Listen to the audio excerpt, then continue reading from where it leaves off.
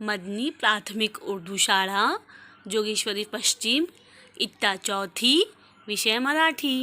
अस्सलामुअलैकुम प्यारे बच्चों, आज आपण तुमच्या मराठीची पुस्तकाचे पाठ 12 शब्दांशी खेळूया हे पाठ वाचणार आहे। खालील शब्द वाचा, समजून घ्या व लिहा। पहिला चित्र पहा, काय आहे हे? चंद्र। चंद्र चंद्र आणि पूर, चंद्र आणि पूर मिळून काय झाले? चंद्रपूर। चंद्र और पूर को मिलाकर क्या लफ्ज़ बना? चंद्रपूर। हे कोणाचे चित्र आहे? नाग। नाग। नाग आणि पूर मिळून काय झालं? नागपुर। नाग और पूर मिलाकर लिखे तो नागपुर, नागपुर बनता है।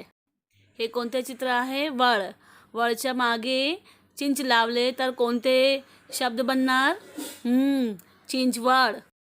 हे कोणते अंक आहे? 40। 40 आणि गाव मिळून कोणते शब्द तयार होते? 40 गाव। 40 गाव हे शब्द तयार होते। हे कोणाचे चित्र आहे? कोल्हा। कोल्हाचे पुढे पूर लावले तर कोणते शब्द तयार झाले? कोल्हा आणि पूर मिळवून कोल्हापूर हे शब्द तयार झाले। हे बघा, हे मोर आहे। मोर, मोरच्या पुढे गाव लावले तर काय तयार झाले? मोरगांव। मोर और गांव मिलाकर कौन सा लफ्ज़ बनता है? मोरगांव, मोरगांव बनता है। आता हे बघा, हे कोणते अंक आहे? 12।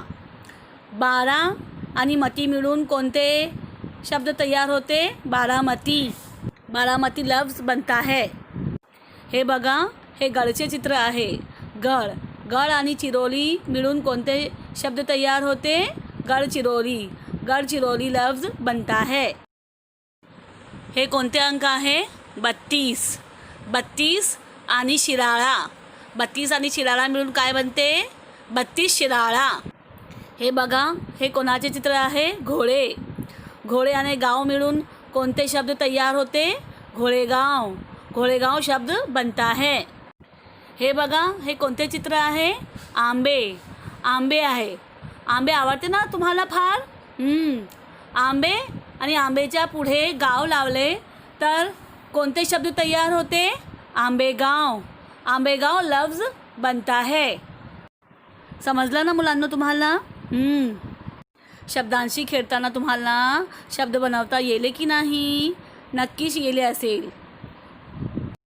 धन्यवाद।